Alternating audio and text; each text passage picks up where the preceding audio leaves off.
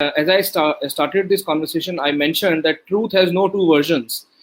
And absolutely, we also believe, and courtesy to Mr. Warren Buffett and then to Mr. Ramdev Agarwal ji, who actually taught India the meaning of quality. And the truth here, I'm trying to correlate with quality. So, as you mentioned that, you want to keep your studies contemporary. And as all of us are aware that, Motilal funds have compounded wealth over a longer period of time. But, maybe over the last 2, 3, 4 years, they have not been the ones which are one of the top funds. So there have been definitely learnings at your end. And now you are the new CEO at an asset management company, which has taught everybody the truth of quality, right? So in this context, the two pointed questions. Question number one, according to you, the contemporary QGLP fact that you mentioned, is there any change in the definition of quality? Is there any change in the thought process in terms of that these are the types of businesses which were quality before, and maybe they are not quality now? Because I have heard Ramdev ji, when these such questions are asked from Ramdev ji, he always says that I always buy that which I understand, and with something which I don't understand, I do not buy. The new type of businesses could be platform businesses, digital businesses, right? So when now you are here as a new CEO, so a lot of investors ask this question, and on behalf of a lot of informed investors, I'm addressing this question to you, and over to you. Yeah, thank you, Kamal, for that question, and it's a very, very valid question. So much as our anti-DOP product may have delivered a 8% alpha over the last 13 and a half years, but it has not delivered an alpha over the last 2 years. Much as Focus 35 would have delivered a 500 basis points alpha since inception, but has not delivered an alpha over the last 2 years. So these questions that you're asking are absolutely correct. And I believe, firstly, that every style will go through its own share of performance pangs, right? But when we reflect back on our own journey, we feel that there are a few amends, a few tweaks. While the broad philosophy will exactly remain QGLP, there are a few tweaks that we will be making, or we are making actually, which is already showing up in the performance of the funds. I will share those tweaks with you. The first is trimming of winners. So what we did, as you are aware, there were huge flows in our funds at a point in time where the flows in a single year itself were in excess of 10,000 crores, right? And we believed in buying right, sitting tight. We believed in buy and hold philosophy. We believed that we should not create cash. We should not try to time the markets, right? So we kept on buying the stocks that we originally liked. And some of those stocks obviously became very expensive. Now, the first change that we are bringing about is to trim our winners. So we have our own earnings estimates. We have our own target prices and IRRs for all the QGLP stocks and the ones that are there in the portfolio. As the stocks keep going up, sometimes because of your own buying, right, the IRRs on those stocks, residual IRRs or the future IRR on those stocks keep falling. What we are going to do going forward is, unlike the past, is that we are going to trim our winners with greater discipline, right? So that is one change that we are promising to everybody on the call. The second is, like, parents love all their children, whether they are good or bad. And in fact, they may have greater sympathy for a weaker child. A portfolio manager may sometimes end up falling in love with their stocks, even if the QGLP thesis is busted, even if it no longer holds true.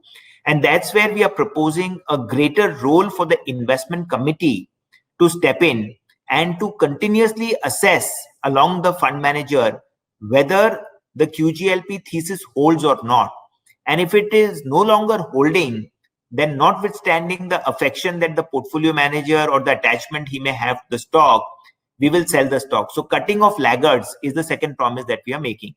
And the third thing that we would like to highlight in terms of the change is what we call exclusion mindfulness. We were always obsessed with what is there in the portfolio.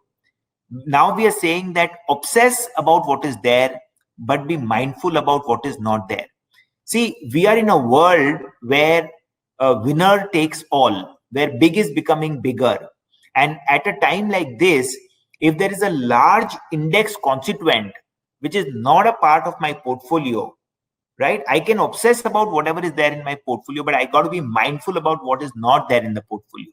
So exclusion mindfulness is the third change that we brought about.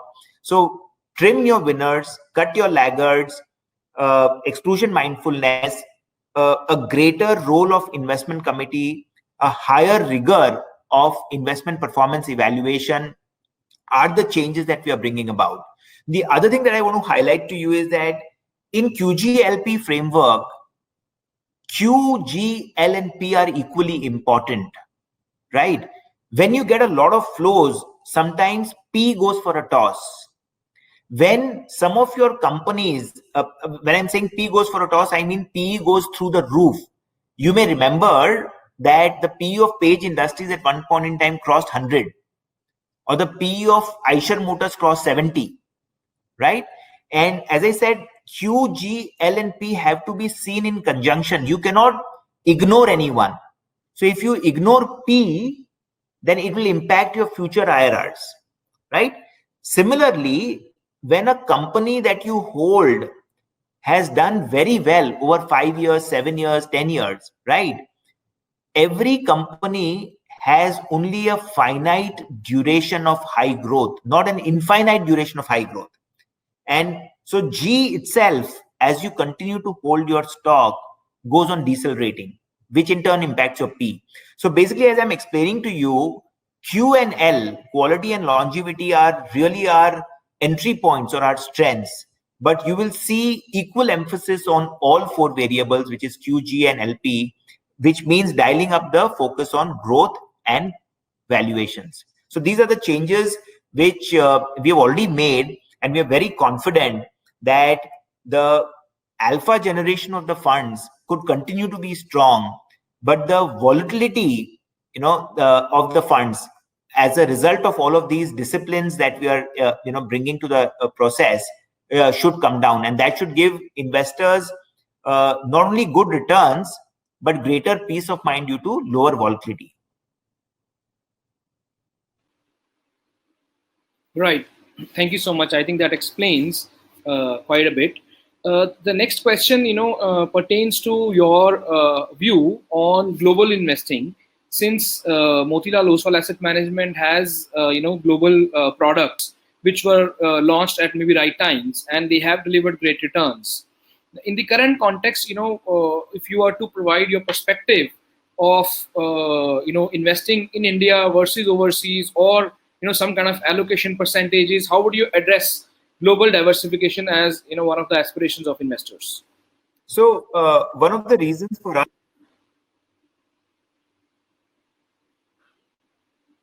you're on mute. You have to unmute yourself. You're on mute. yeah, as you are aware, we launched the Nasdaq fund over a decade back, and in rupee terms, Nasdaq fund has compounded at more than 25% for the last decade, right?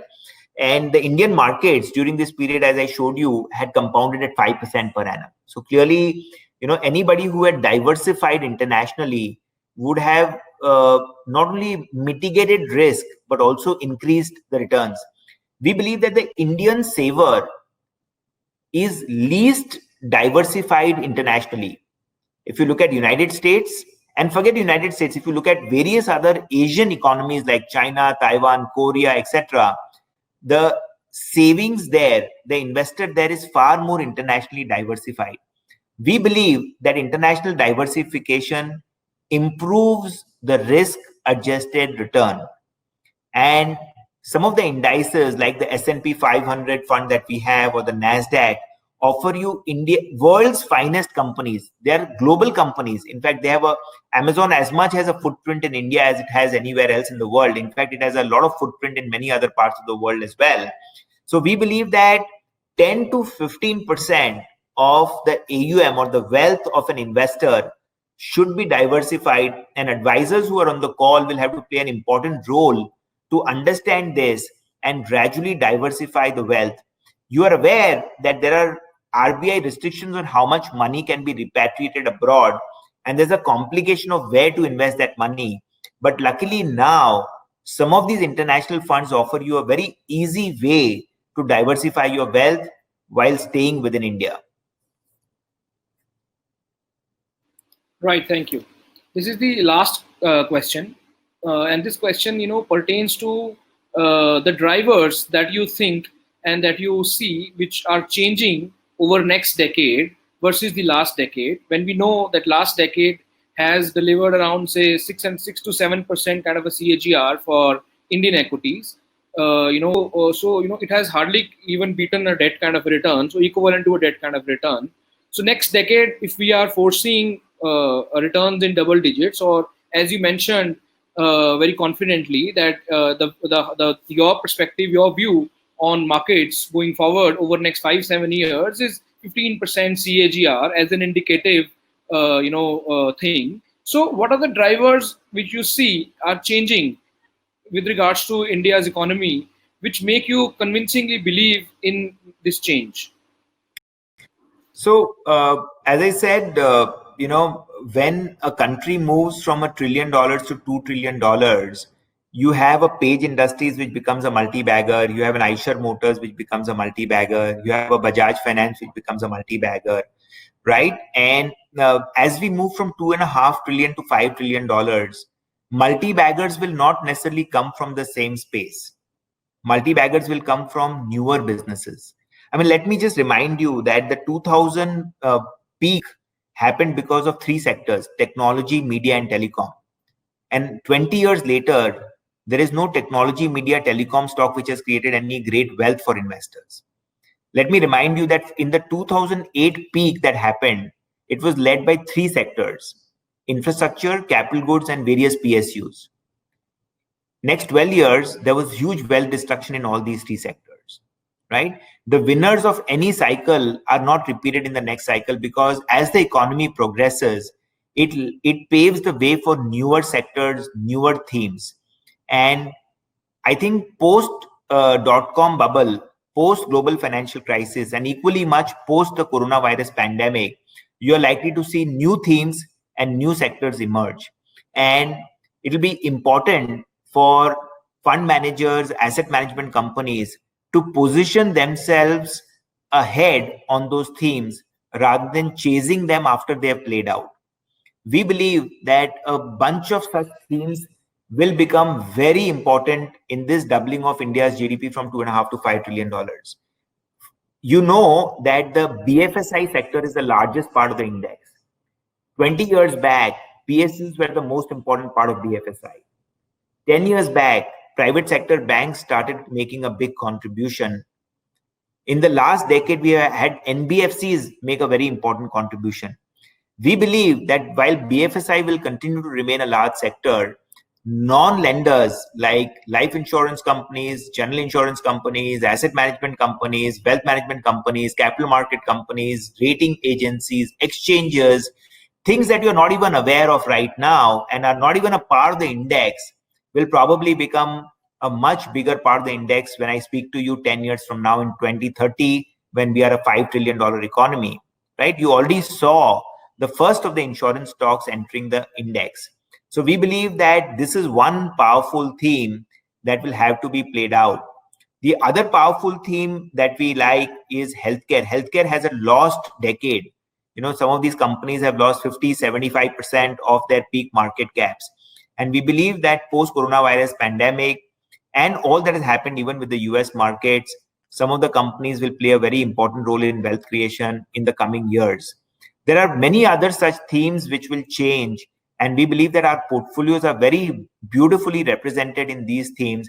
And we believe that as you see earnings growth of some of these sectors, stock performances of some of these sectors, the composition of indices, you will see all of them evolve broadly on the lines of those themes. So we are very excited that much as the markets may have gone up, the long-term prospects of many of the businesses post-coronavirus pandemic, at least 5 or 6 businesses to us look very, very exciting from the next decade perspective.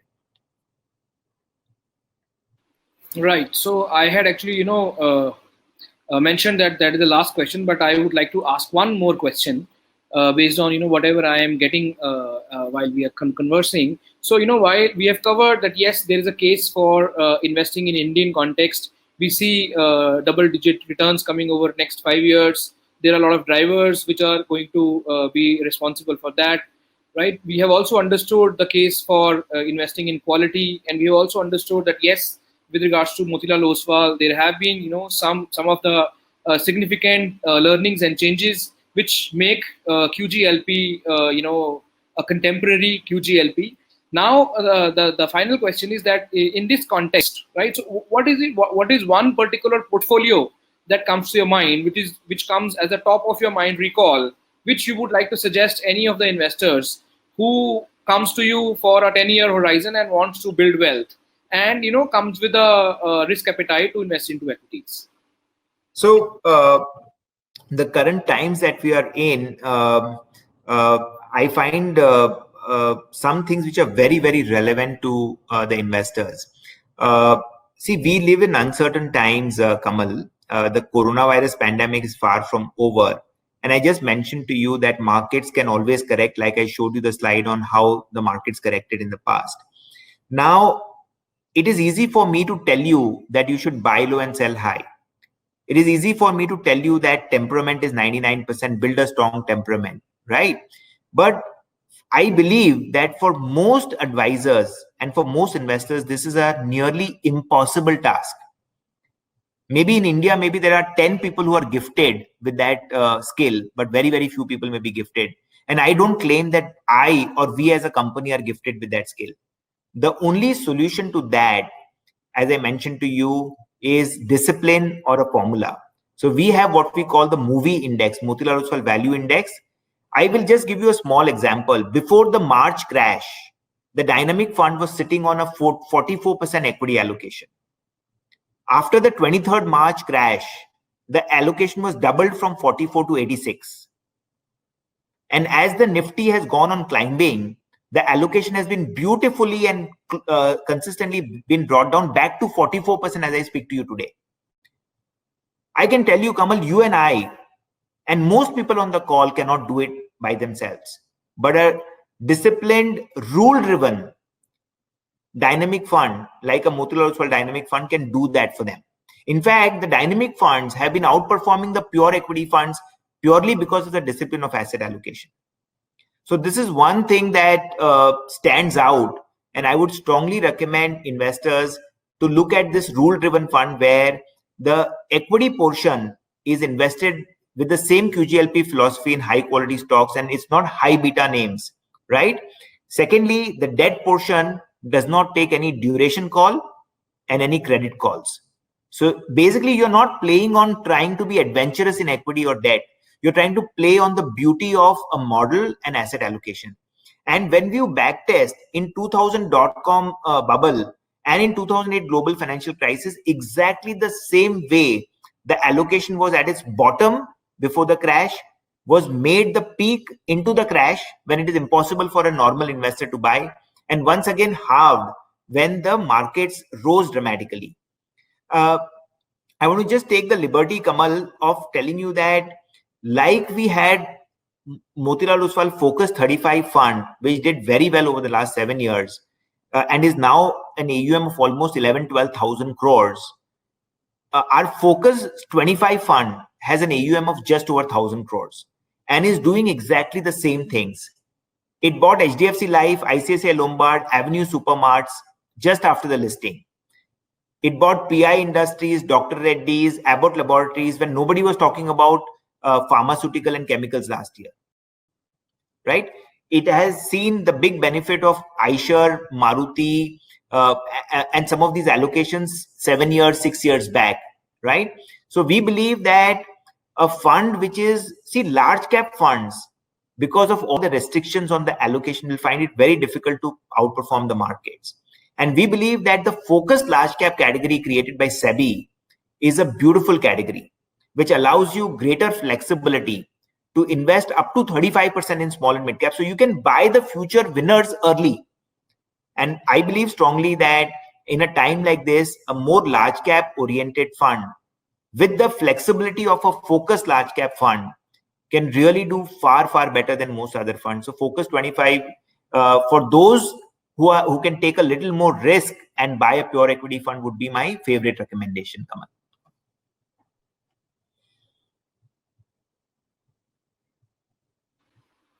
Thank you so much, Naveen. It has been really pleasure talking to you. I think you have answered all the questions, and I'm quite convinced with whatever we have discussed. And we wish you all the very best. And we will again connect with you around end of this year. And that's it from our side. Thank you, everyone. Thank you, all the viewers. What we will be doing, we will be again going through the entire PPT that was shared by Naveen, and because that had a lot of insights and a lot of, I would say, discerning facts, which we will be publishing, which we will be writing in terms of an article, and we will be circulating amongst all of you, because we want the more the knowledge is shared, the more it adds up to. Thank you, everyone, for logging in. Thank you for the opportunity, Kamal. Thank you all for taking the time. Pleasure.